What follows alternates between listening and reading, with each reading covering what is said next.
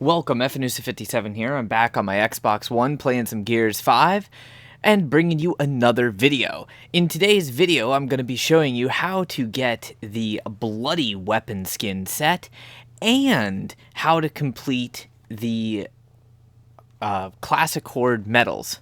I believe that is the correct... Well, there we go. We have another crash on Gears. No surprise there. That is the 10th crash while I was trying to complete this medal playlist, so assuming you can actually deal with that, this medal playlist in game mode was just released. I do really hope they would fix the freaking crashing issue. It seems to be a thing every special event they do, but yeah, I'm just going to skip the loading screen here. Alright, sorry about that, but unfortunately this game is having a crashing issue with the new Classic Horde event. Hopefully they do fix it. So if you go to your medals category, you will see a new section of medals called Classic Horde. There's 4 medals you have to do, and then that unlocks the Bloody Weapon Skin set.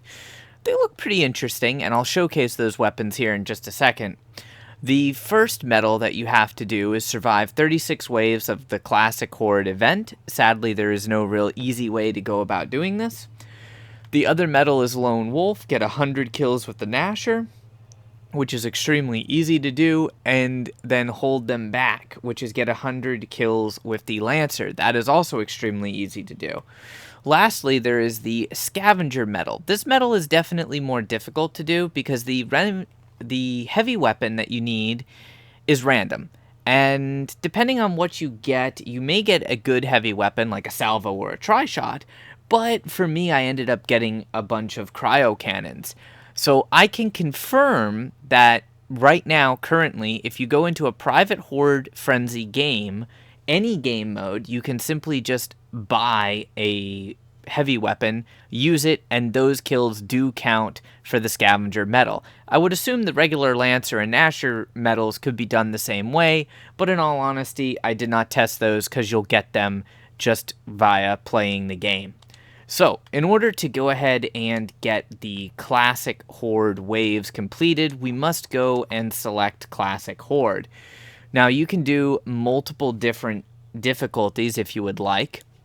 Each difficulty simply increases the amount of health and the amount of damage that the enemies do.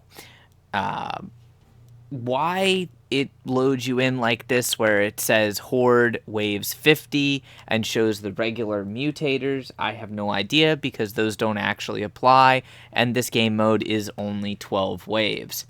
You do earn class XP, so I've been leveling my Striker class up here, and you do earn skill cards for playing in this mode, but there's really no point in playing this mode that much. I mean, you could use it to level a character up while you're doing this because you don't actually get the benefit of any class skills. You don't get the benefit of any class passives. There's no power.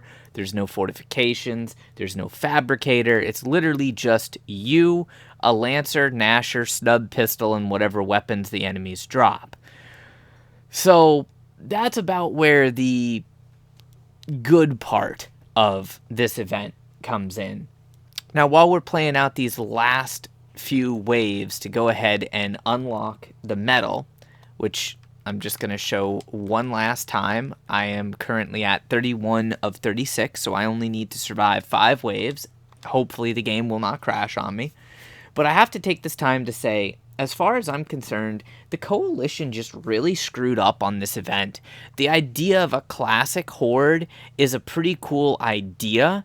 However, we can't play it in private mode, which means you gotta waste time waiting for a team, waiting for the map to load.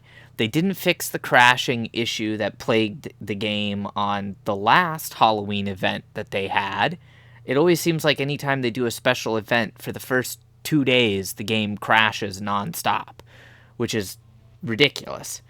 And then, this is not Classic Horde. Come on, where are my gears from Gears 2? I know you guys are out there, ladies and gents. I know. This is not Classic Horde. Just putting it out there.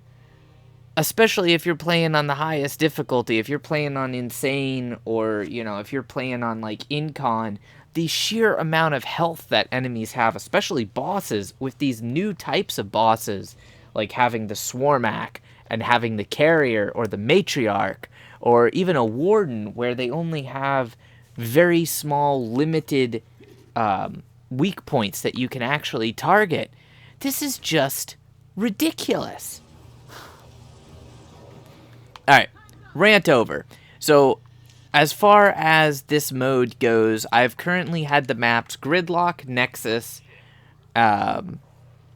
River, and Exhibit. I don't believe Exhibit is supposed to be in the mix, but for some reason it does seem to show up from time to time. As far as completing it, there's really no trick to completing it. It's random what enemy set you get. It's random what map you get. I would simply recommend playing on the lowest difficulty possible. Go ahead and get your Lancer and Nasher kills, and just kind of try to speed the wave up as fast as possible. Make sure you also skip at the beginning of each wave, because they have that whole 30-second build phase, and there's just no point in having that 30-second build phase. It literally does nothing. You can't perk up, you can't buy fortifications, it's just ridiculous. Also, please, since you will be doing this in a public lobby, do share the ammo boxes, assuming you actually have other people that you're playing with. So there's going to be 2 ammo boxes on every map, and they'll show up usually before the reward screen, this leaderboard screen. So make sure you claim them before that happens, and then they show up again when that screen goes away, and you can go ahead and claim them again. So just try to kind of share ammo and skip the wave as soon as possible, just to make it as easy for your team as possible. I know I said that a lot, so, it's a new word for the day. Also, as far as XP is going to be concerned, if you are concerned about the experience for either profile level or character XP, which I would not recommend that you even be concerned about that, because the amount of XP that you get playing on low difficulty is hardly anything. But if you are concerned about that, the XP rewards amplify at specific points throughout the game, and those are after completing the boss waves. So, for instance, this uses the Horde Frenzy mechanic, which means Wave 4, Wave 8, and Wave 12 will be boss waves. Hopefully the game does not crash on you, but if it does, or if for whatever reason you decide not to play out the full match, you want to make sure you leave after a boss wave. This way you can at least get the maximum potential XP for the amount of time that you were in the game. Now, I only need 5 waves, so technically speaking, I will be leaving on Wave 6, because I actually want to showcase the weapons. As you can see, I already have weapon skins that I think are much harder to get and much nicer looking, like the Heroic Venom set. And I also have the Operation 2 extremely limited Arid Gale weapon set. So I won't be using the bloody skins, but I want to have them for collection purposes, and I will showcase those skins. Now what I'm going to do is I'm going to skip ahead towards the end of round 5, assuming the game does not crash on me again. And this way you guys don't have to just watch me kill stuff for quite a annoying amount of time. You're a big, stupid butt face. Shape up, damn it. Alright, so there we go, ladies and gentlemen. We just finished Wave 5 successfully. I'm going to drop my weapons on the ground in case these guys would like some extra ammo. And now quit to the main menu, because I want to showcase the weapon skins. I have no interest in continuing to play that atrocious game mode. It's a cool concept, but for them to do Classic Horde, they would have had to revamp things quite a bit. do the 1 to 50 setup and definitely increase the amount of ammunition that the ammo boxes provide to simply make up for the fact that there's no boom shields or anything like that. Alright, so you'll see that I did earn some class XP. I also earned a skill card, and we completed the last medal that I was missing. So here are the bloody weapon skins. All these different weapons, including the Scorcher. So this is one of the sets that they just released that includes all 19 weapon skins. And if we go over to customization, I will show you what the weapon skins actually look like.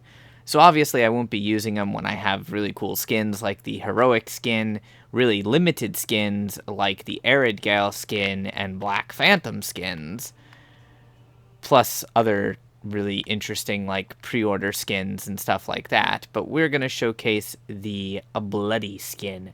So like this is the Bloody Lancer skin.